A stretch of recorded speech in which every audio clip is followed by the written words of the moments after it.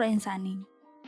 Pertemuan kali ini kita akan secara bersama menggali sumber historis, sosiologis, dan politik pendidikan Pancasila. Sudah siap semuanya? Mari kita mulai pembahasannya.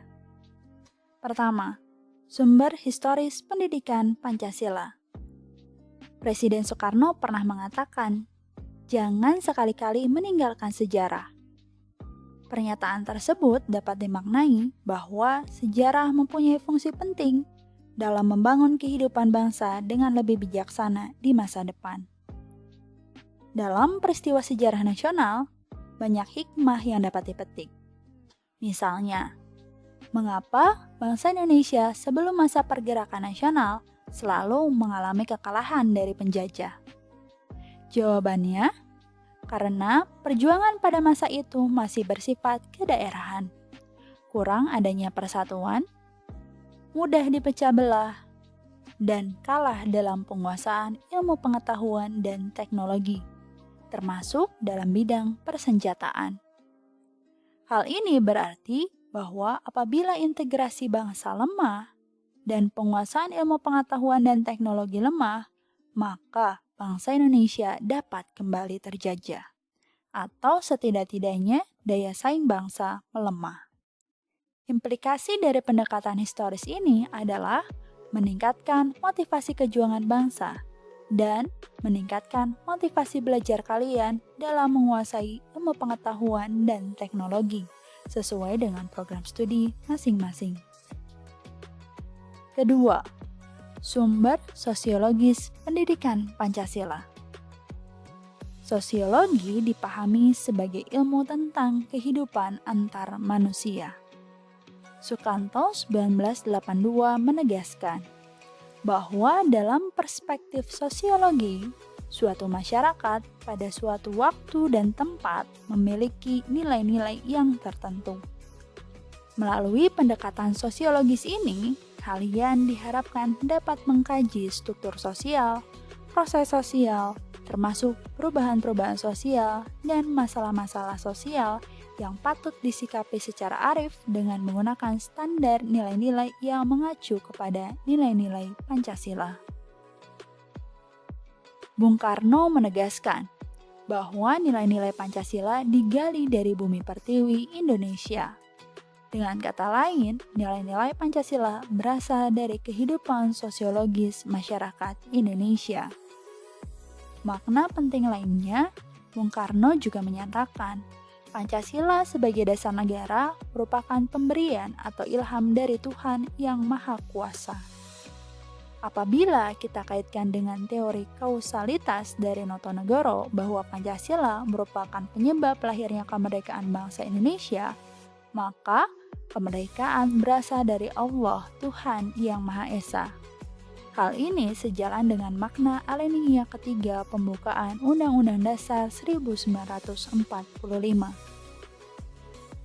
Sebagai makhluk Tuhan, sebaiknya segala pemberian Tuhan, termasuk kemerdekaan bangsa Indonesia ini, wajib untuk disyukuri. Salah satu bentuk wujud konkret mensyukuri nikmat karunia kemerdekaan adalah dengan memberikan kontribusi pemikiran terhadap pembaharuan dalam masyarakat. 3. Sumber yuridis pendidikan Pancasila. Negara Republik Indonesia adalah negara hukum. Salah satu cirinya yaitu pemerintahan berdasarkan hukum. Pancasila sebagai dasar negara merupakan landasan dan sumber dalam membentuk dan menyelenggarakan negara hukum tersebut.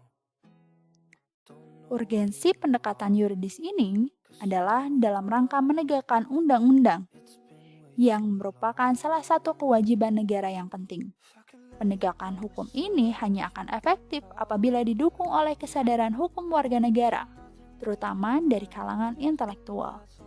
Dengan demikian, melalui pendekatan yuridis ini, kalian sebagai mahasiswa dapat berperan serta dalam mewujudkan negara hukum formal sekaligus negara hukum material, sehingga dapat diwujudkan keteraturan sosial dan sekaligus terbangun suatu kondisi bagi terwujudnya peningkatan kesejahteraan rakyat, sebagaimana yang dicita-citakan oleh para pendiri bangsa.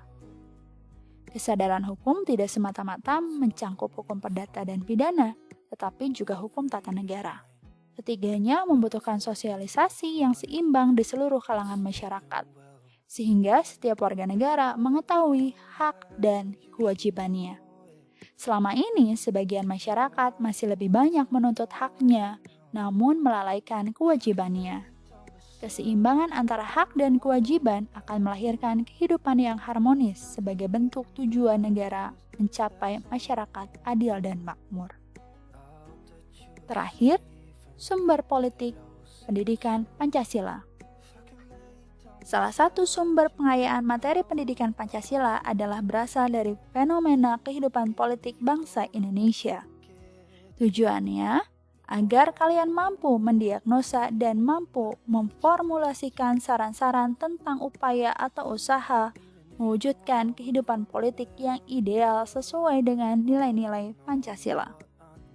Bukankah Pancasila dalam tataran tertentu merupakan ideologi politik, yaitu mengandung nilai-nilai yang menjadi kaidah penuntun dalam mewujudkan tata tertib sosial politik yang ideal. Hal tersebut sejalan dengan pendapat Budiarjo 1998. Melalui pendekatan politik, kalian diharapkan mampu menafsirkan fenomena politik dalam rangka menemukan pedoman yang bersifat moral yang sesuai dengan nilai-nilai Pancasila untuk mewujudkan kehidupan politik yang sehat. Pada akhirnya, kalian akan mampu memberikan kontribusi konstruktif dalam menciptakan struktur politik yang stabil dan dinamis.